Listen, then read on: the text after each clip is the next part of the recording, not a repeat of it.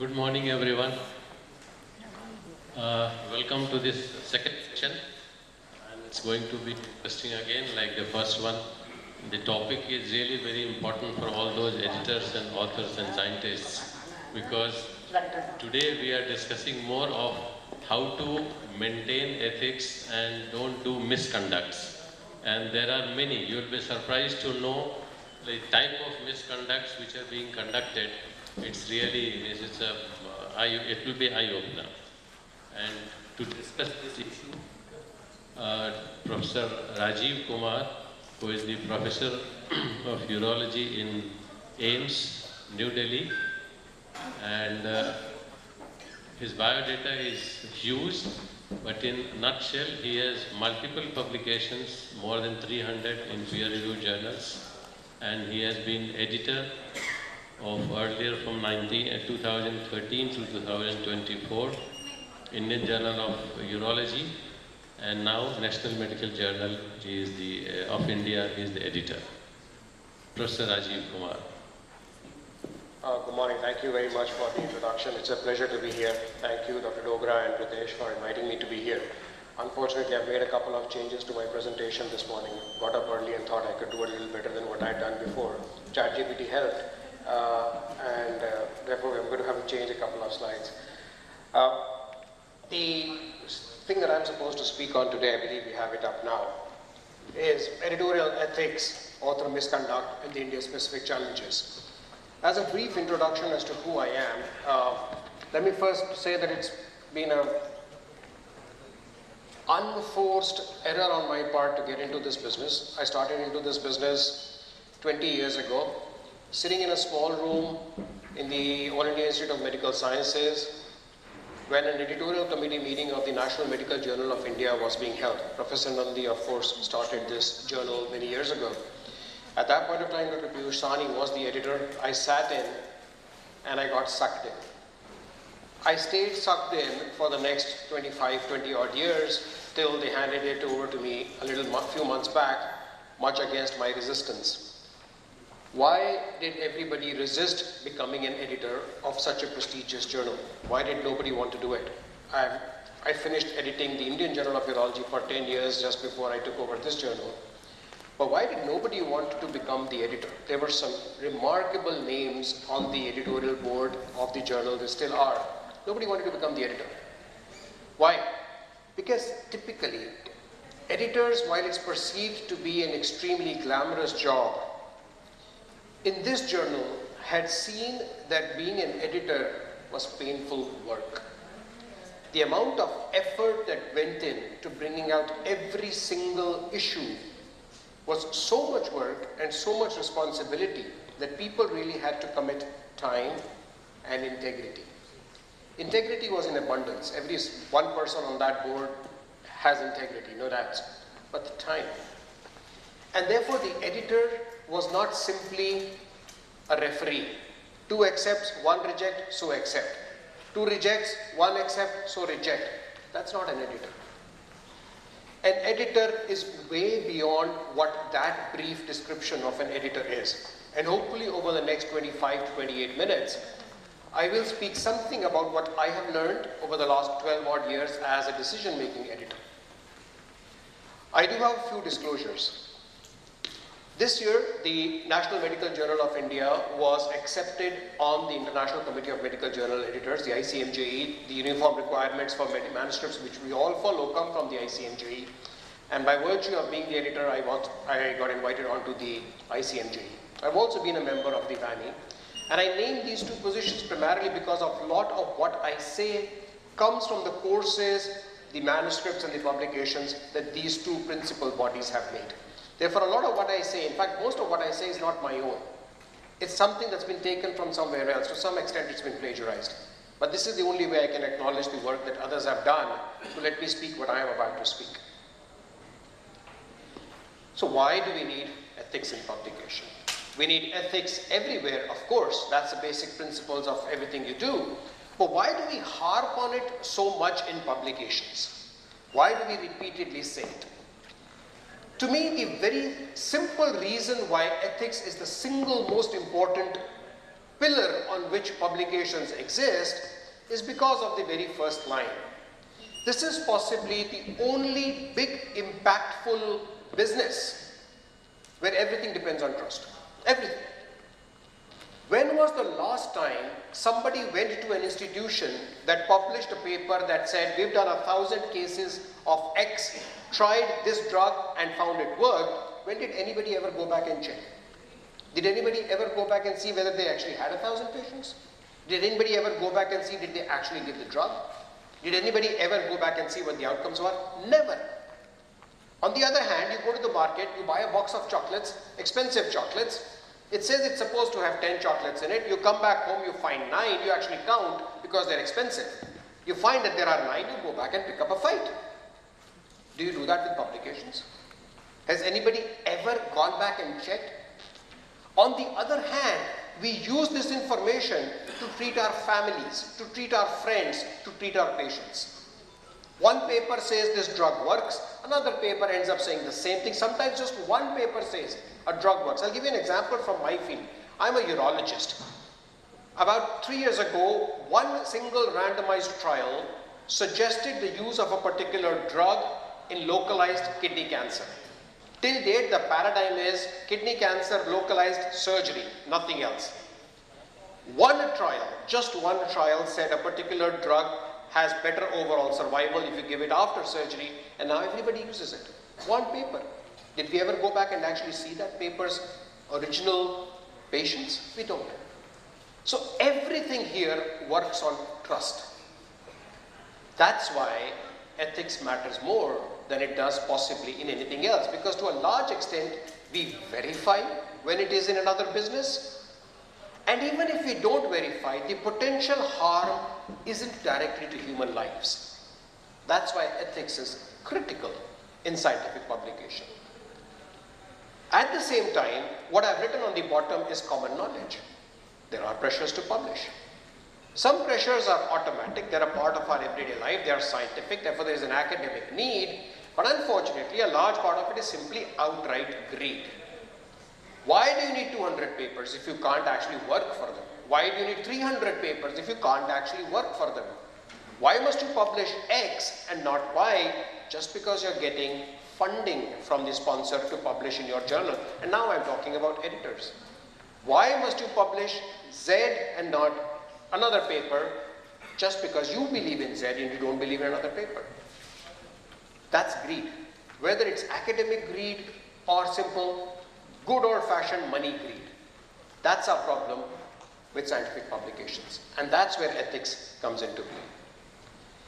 And again, we're looking at a post-COVID era, 5 years of existence. In the last 5 years, the biggest achievement that COVID has given us has been the ability to become a celebrity without moving out of our houses.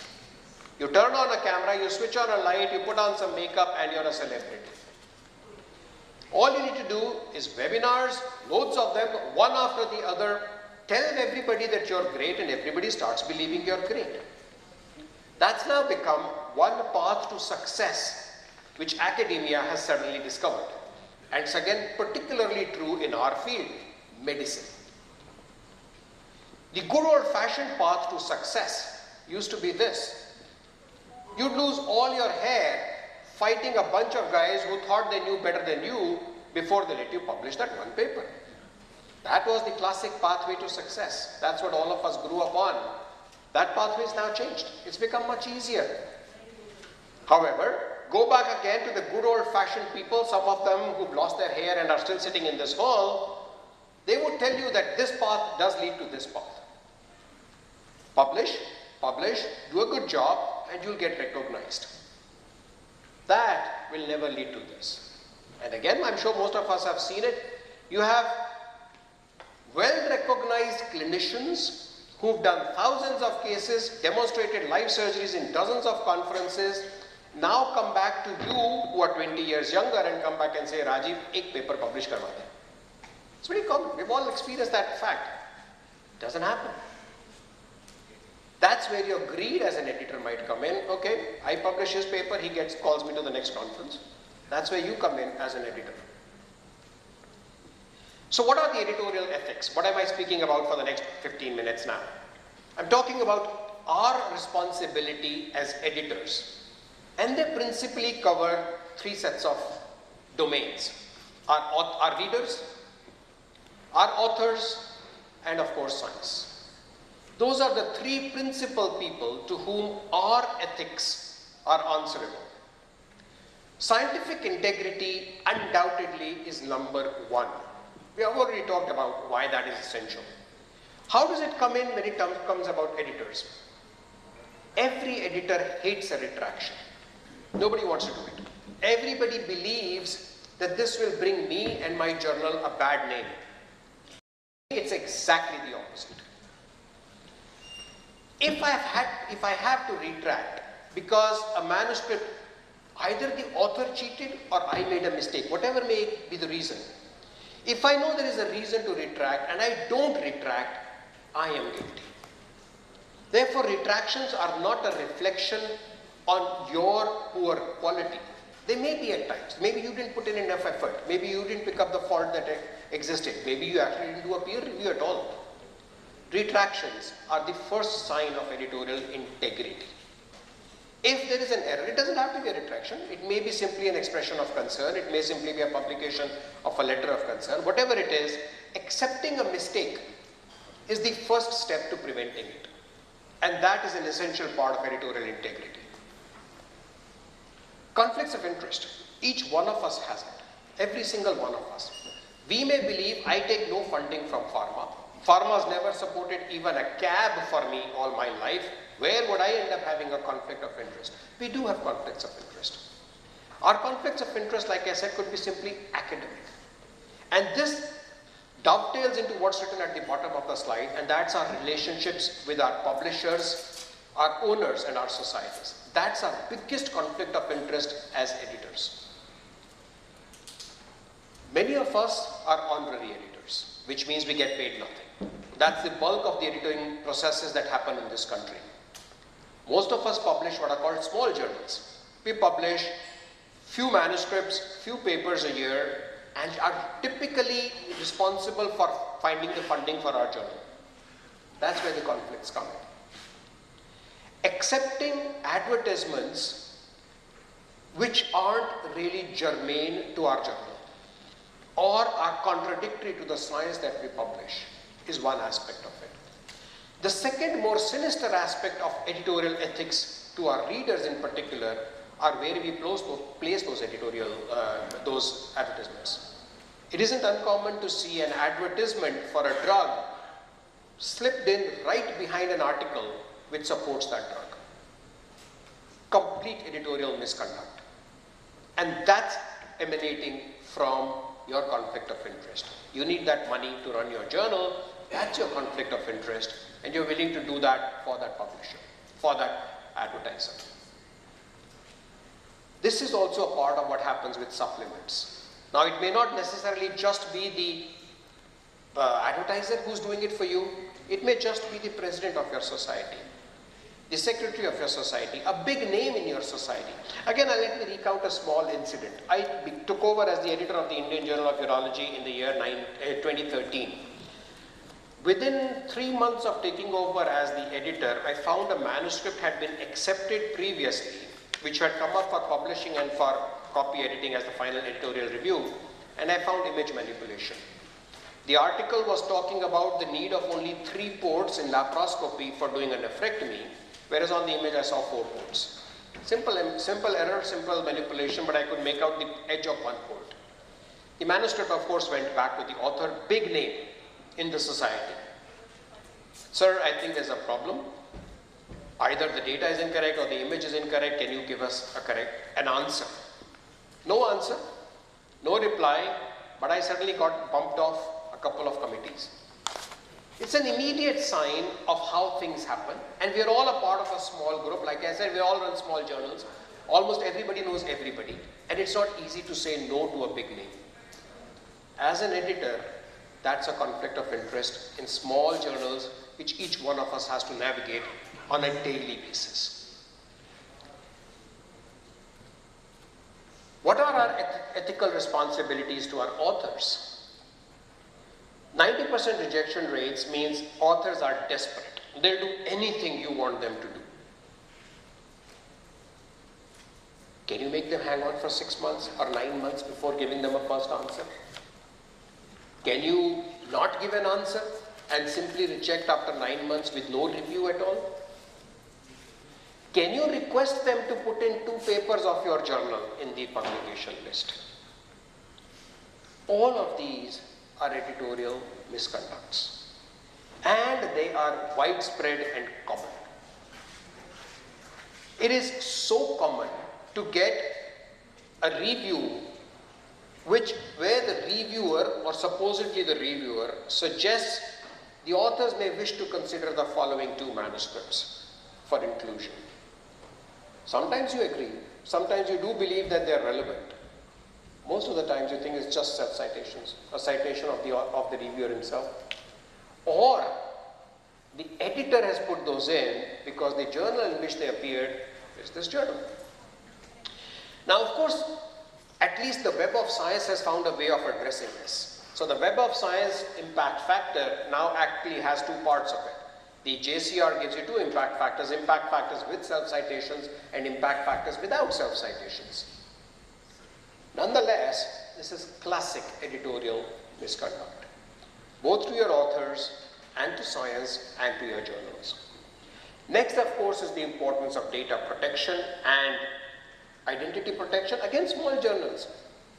You have a dinner tomorrow, a CME, everybody's together, the author is there, the reviewer is there, and everybody's happy to talk to each other. I got your paper, I gave it a good score. Or you send me a paper, I'm having it reviewed by somebody who's probably going to give you a yes. We all curry favors. Editors are a part of the society where everybody wants some recompense for the efforts that they are putting in. So I've published your paper, maybe you will help me. It's a part of our standard editorial misconduct that's widespread, that needs to be addressed if we need to grow. Then comes our editorial responsibility or ethics to our reviewers. And again, this is not just reviewers, this is true in science. The resident who does good work gets more work. The office worker who does more work obviously always gets more work. That's how it always works. It's okay to some extent. There are some reviewers we always favor, the reviewers are happy to do more work for us and we carry on asking them. But at some point of time, we need to sit back and think, is this fair? Is this fair to your journal? Is this fair to your reviewer? Because is the reviewer bias not creeping into your journal itself? If every author gets a review from the same reviewer for everything, is it fair to your journal at all? Because maybe the reviewer, and obviously the reviewer would have some personal preferences, and just because it is easy to get a review from that person, is it actually fair to the authors or the journals? Finally, of course, when you talk about editorial integrity for reviewers, we talk about ensuring privacy. Privacy for reviewers is crucial. You reject a paper. The paper is from a big man. You meet him at the dinner 2 weeks down the line, and he comes up and says, I sent you a paper, you rejected it. I'm so sorry, sir, he reviewed it and he said it's bad. You've curried a favor. You've solved your own problem. You've passed on the blame to a reviewer. You've thrown him under the bus. Part of editorial integrity. Why is this important? Why am I talking about it here? I don't talk about this at every meeting. Why do I mention it here? Because we're a bunch of editors. We're a bunch of editors of small journals in societies where we probably know at least 15% or 20% of the authors or the institutions from which we get papers. It's a matter of fact that when I edited the Indian Journal of Urology, I probably knew 80% of the authors, or at least the institutions, maybe not the resident who's written it, but certainly one of the names on the authorship byline would be people I know, or people who knew me. We're a small society, 4,000 people, and that's how most of us are. Even the anesthesiologists, who may be 25,000, all of them don't publish. There's a small bunch that publishes, and everybody knows everybody. The potentiality of editorial misconduct is much higher. The second part of my talk was to speak upon common author issues. I know some of us were unhappy when we were pointed out as being people who cheat. That's not what it is. We're not people who cheat, but we do cheat. So does the whole world. Which is why the title of my slide was, although they've cut it off, is that these are problems that are not just here. They're problems all over the world. These are issues that concern the entire world. But that can't allow us to run away from the fact that it's ours too. it can't allow us to run away from the fact that we unfortunately make a disproportionately high proportion of the misconduct that is happening, and therefore we must address it if we wish to prevent it. Plagiarism, common.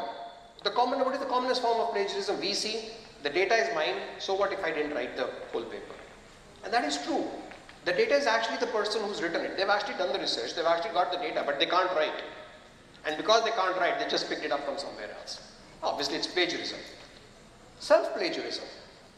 I've written 3 articles. 2 of them were reviews. One was in a non-index journal, one was in a German language journal, or whatever that was. This one is mine. These are the commonest forms that we see. A few years ago, I received a bunch of theses from the National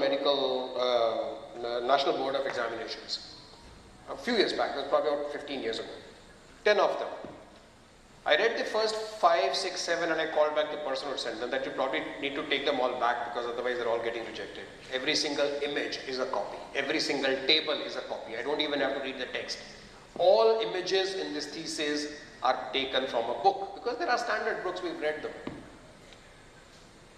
It took a little while to sort that out, but it's still common. We don't think twice before images and tables, and it starts with our protocol writing. We believe a protocol writing is no big deal. It's not going out, it's not going anywhere. That's where our plagiarism starts. From that book and that paragraph. When we talked about ChatGPT, I would actually take the advice of using ChatGPT. I do use it. I use AI regularly. I used AI for this talk also. What happens when you use AI? Right or wrong, that's where your intelligence comes in. Your intelligence comes in. I used it to tell me I covered everything. I fed in, I'm going to cover the following 8 topics. Is there something that additionally needs to be covered? It gave me a couple of things which I thought were irrelevant. I didn't put them in my talk.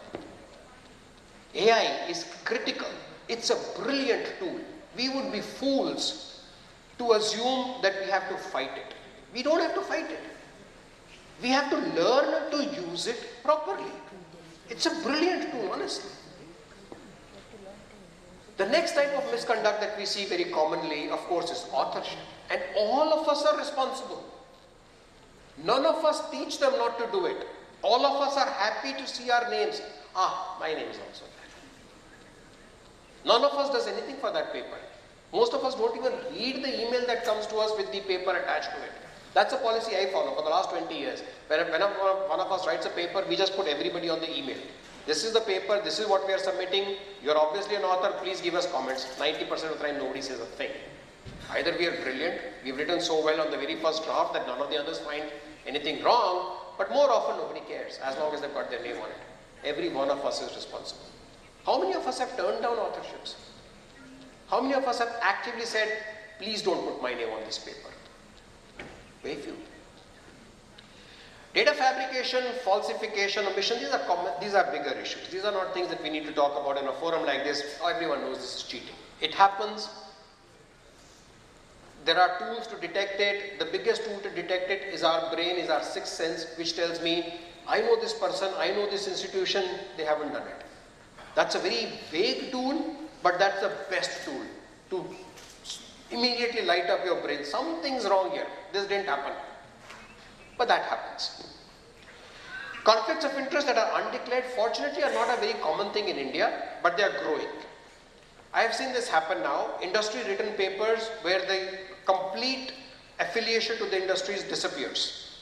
The entire paper is industry written. Somebody, a good medical doctor, most industries now have good medical people on their teams. They've done the research probably. It's not that the research is fake. Remember, conflicts of interest are not unsurmountable. It's not that the research is fake. It's not that the data is fake. It's just that you're cheating your audience. And of course, there is evidence enough to say that conflicts of interest influence what's written on the paper. The glass is half full or the glass is half empty is our perspective. The data is truthful. The glass is actually half empty. That is the truth. It's the spin that you give on that half empty glass. That is what most readers read. Most readers read only the title and the conclusion. They don't care about what's in the middle.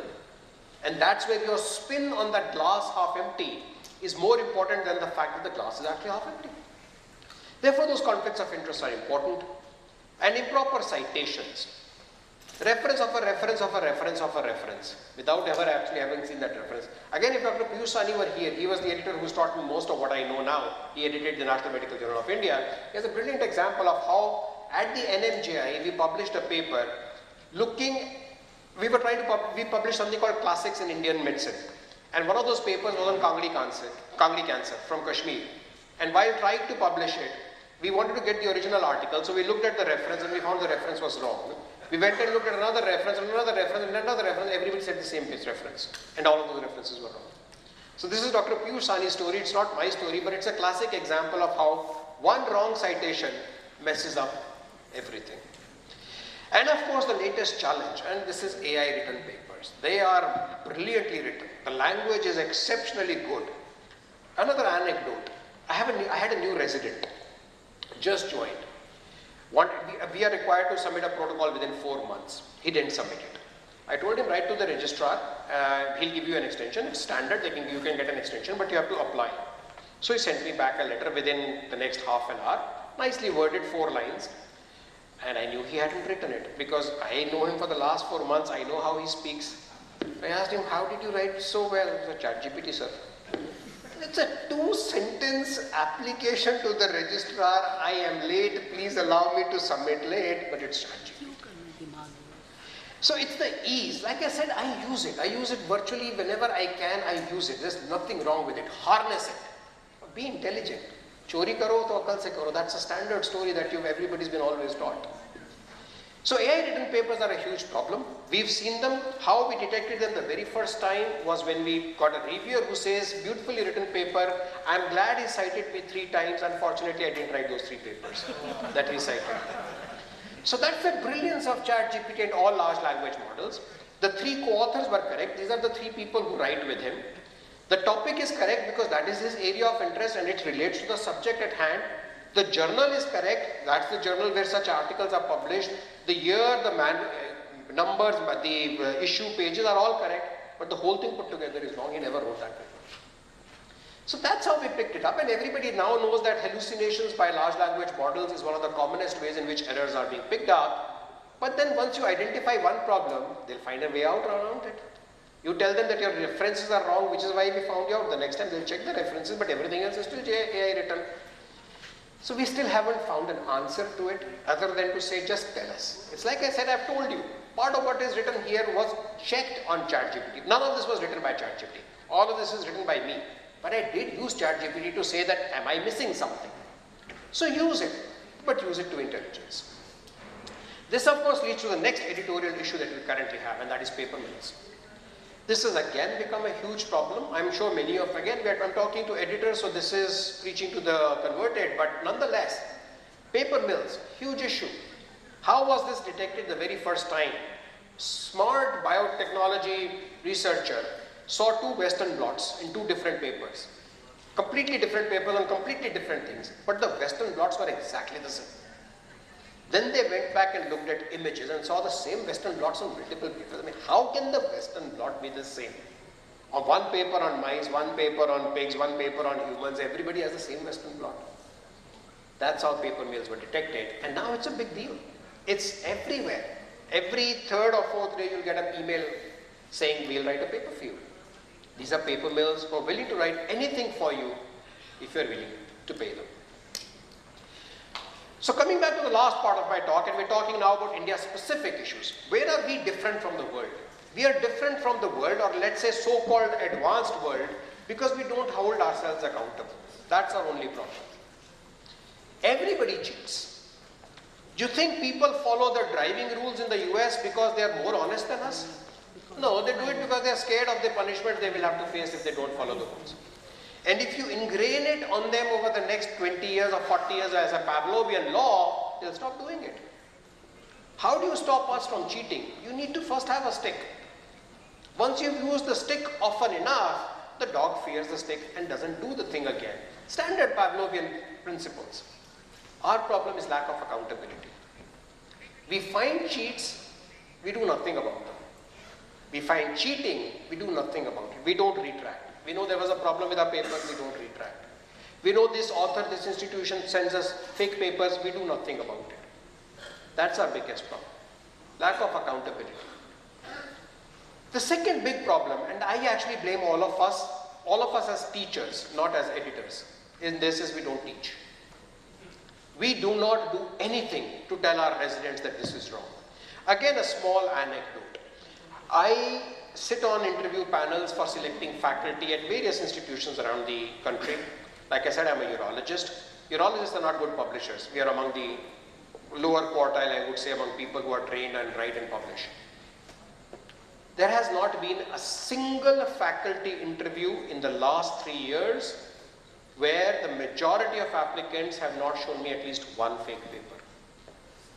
The majority. Who is responsible?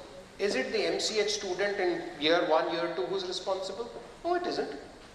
It's the faculty who allowed them to write it, because the faculty's name is also on it. The faculty is not appearing for interview. The person who gets caught is the resident who's now appearing to become faculty. He gets caught. But who's responsible for this? We are responsible. We never taught them. We kept quiet. He says, sir, I published a paper, your name is on it, job done. Perfect. He paid the 3,000, 5,000 bucks, whatever needed to be paid. You got a paper, you don't care what it says. Half the times you don't even know that it's fake. Half the faculty, I guarantee it, you don't know the difference between a fake paper and a real paper. So the fault lies with us. We call ourselves teachers, we don't know and we don't teach. Finally, we come to the what everybody calls the elephant in the room. There is no elephant in the room. Everybody sees this out front. Fake journals. The pressure to publish is so much, our own created, that we will pay to publish anything. Now, of course, for the naive, the question that comes up is, when Scientific Report charges me 1 lakh rupees for a paper, when PLOS One charges me 1 lakh rupees for a paper, when Helion charges me 1 lakh rupees for a paper, why does this poor guy who's charging me 3,000 rupees bad? Why are they not bad? Now that's a different debate. That's a debate I would be happy to enter into on any other day, but today is not the time for that debate. The reason I bring up that issue here is the only difference between them and everybody else is this. The triage meeting, the peer reviewers. Whatever be the flaw, it's an extremely flawed system. Peer reviewed is such a flawed system that it's an open statement. I can, for a good journal, the inbox and the outbox could easily be flipped without knowing the difference. What you reject today, you'll accept tomorrow. That's the flaw of our peer review system. We all accept it. Nonetheless, we don't have anything that is better. You bring us something that's better and we'll change it. But till we can change it, we accept what it is. And that is the only difference between the pseudo journal and the real journal. And that's what brought us to the first picture that I showed you. These are those bunch of reviewers who are doing this to you. So how do you stop them from doing it? You stop them from doing it by bringing in Gandhiji. Whether it's in the mouth, the eyes, or the ears. That's the problem that's happening with our publications.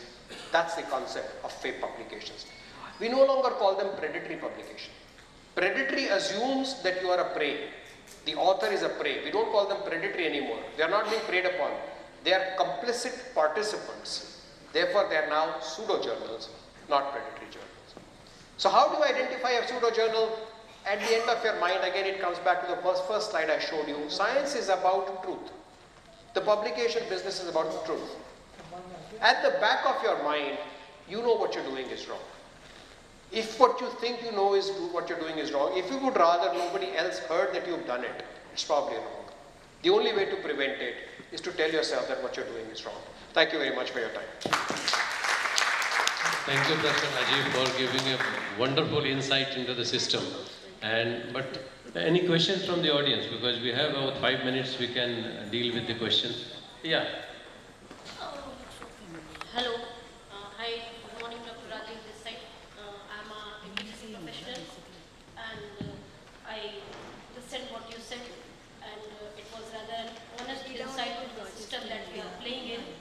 And thank you for showing that to us. But my question is that you talked about that awareness that the researchers lack about integrity among the faculty, student.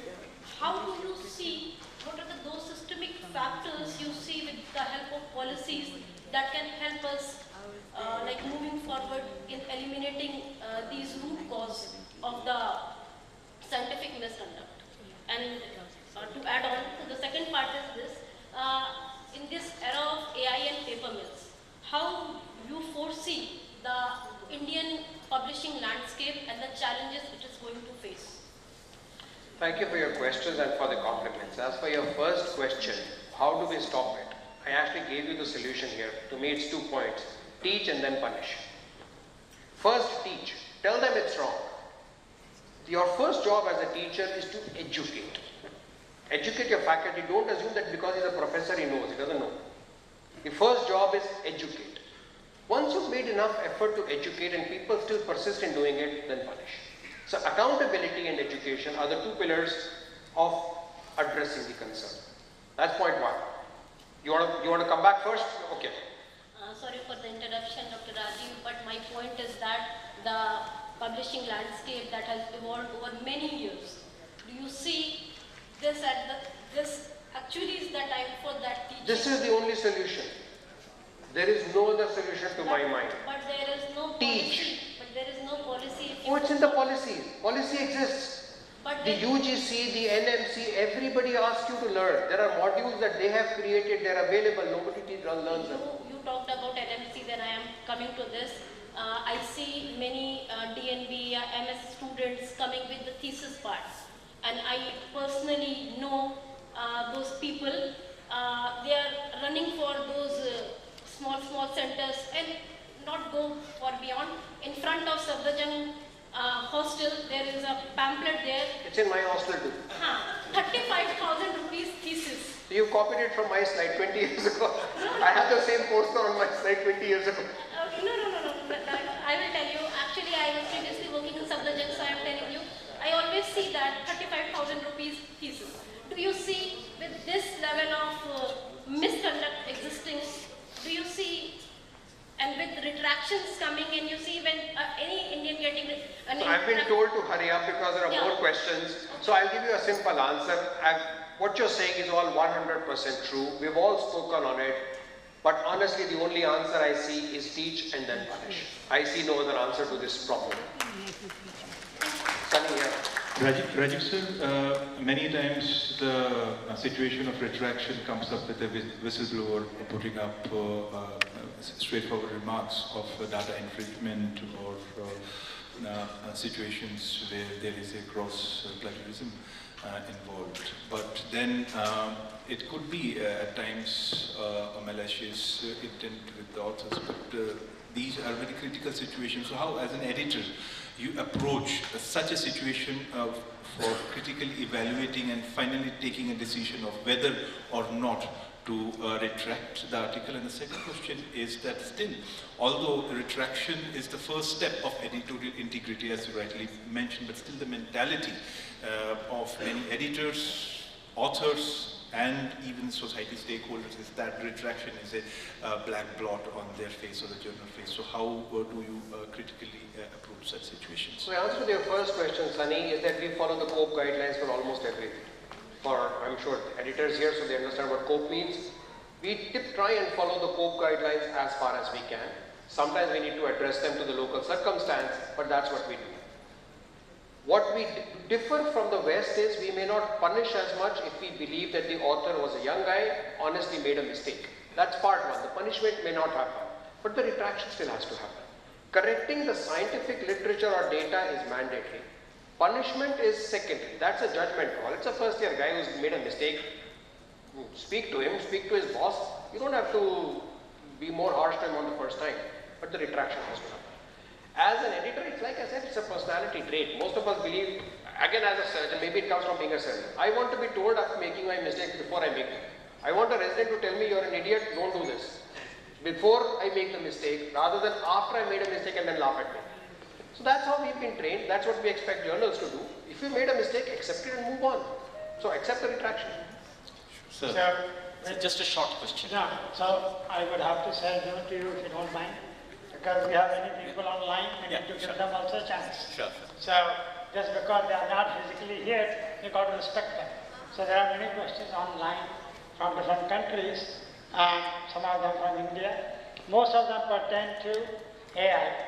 That if you use AI to review your paper, to ask the AI to validate what I have done. Is that acceptable? That's the main question. It's a good question. It's a very topical question. I'll begin by two parts of the statement. First is, if you really want answers that I haven't given you, go to the BAMI website, go to the ICMJE website. Both of them have very clear papers and statements on how to use AI in publications. And therefore what I say comes from the same statements. Number two, it's perfectly fine to use artificial intelligence at any part of your work. Perfectly fine. What is important is that the AI is not writing for you. The AI is not telling you what is to be done. Use their inputs, but then use your brains and your words. That's the only requirement that exists. So use them whether it is to validate, and for reviewers. Now again, this is a problem. I've seen reviewers who've done everything from ChatGPT and given us their reviews. Use AI, find out what needs to be done, but then please write it yourself, or at least edit it so that it says what you wish to say, not what it wishes to say. That's all, but use it as much as you can. Sir, okay. Very short question. Like the peer review system, how many reviewers should ideally, I mean, a magic number is that give 2 blinded peer reviews. But IIMS, there is for example, no minimum number. Yeah. If one reviewer tells me this data is fake and I'm able to justify it, I don't need a second and a third reviewer. Okay. If one reviewer is able to point out misconduct, I don't need a second or a third reviewer. It's like I said, an editor is not balancing pluses and minuses and totaling the number.